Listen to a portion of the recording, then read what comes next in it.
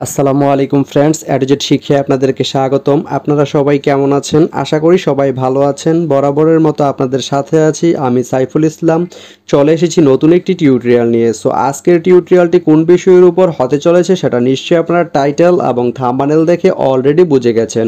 তো আমি কথা বাড়াবো না, চলে যাব মেইন টিউটোরিয়ালে। আর মেইন টিউটোরিয়ালে যাওয়ার আগে একটা কথা বলে নিতে চাই, আপনি যদি আমার চ্যানেলে নতুন হয়ে থাকেন তাহলে অবশ্যই আমার চ্যানেলটি সাবস্ক্রাইব করে নোটিফিকেশন বেলটি অন করে দিবেন। আর যারা অলরেডি সাবস্ক্রাইব করে রেখেছেন তাদেরকে অনেক অনেক ধন্যবাদ। যারা আমার এই ভিডিওটি ফেসবুক থেকে দেখছেন তারা আমার পেজটি ফলো করে সাথেই থাকবেন। তো চলুন চলে যাই মেইন টিউটোরিয়ালে।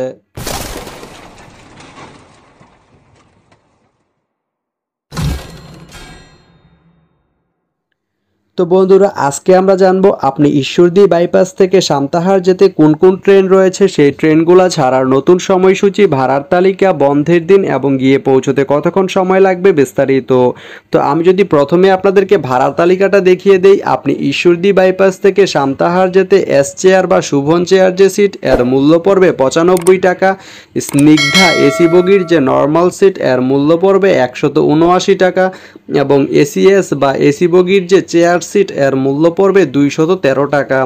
এখন আমি যদি আপনাদেরকে ট্রেনের সময়সূচিগুলো বলে দেই, আপনি ঈশ্বরদী বাইপাস থেকে সান্তাহার যেতে প্রথমেই যে ট্রেনটি রয়েছে সেটি হচ্ছে বুড়িমারি এক্সপ্রেস। বুড়িমারি এক্সপ্রেস ট্রেনটি ঈশ্বরদী বাইপাস থেকে ছাড়বে দুপুর 12টা 32 মিনিটে এবং এটি সান্তাহার গিয়ে পৌঁছবে দুপুর 2টা 15 মিনিটে। মঙ্গলবারের দিন এই ট্রেনটি বন্ধ থাকে। এরপর রয়েছে একতা। একতা ট্রেনটি ঈশ্বরদী বাইপাস থেকে ছাড়বে দুপুর 2টা 24 মিনিটে এবং এটি সান্তাহার গিয়ে পৌঁছবে দুপুর 3টা 55 মিনিটে। এই ট্রেনটির কোনো অফ ডে নেই। এরপরে রয়েছে চিলাহাটি এক্সপ্রেস। চিলাহাটি এক্সপ্রেস ট্রেনটি ঈশ্বরদী বাইপাস থেকে ছাড়বে রাত 9টা 16 মিনিটে এবং এটি সান্তাহার গিয়ে পৌঁছবে রাত 10টা 45 মিনিটে। শনিবারের দিন এই ট্রেনটি বন্ধ থাকে।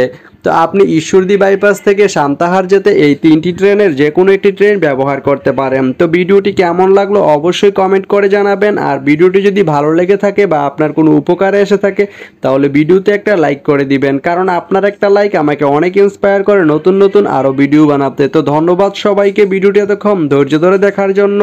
ভালো থাকবেন, সুস্থ থাকবেন, অ্যাডজেট শিক্ষার সঙ্গেই থাকবেন।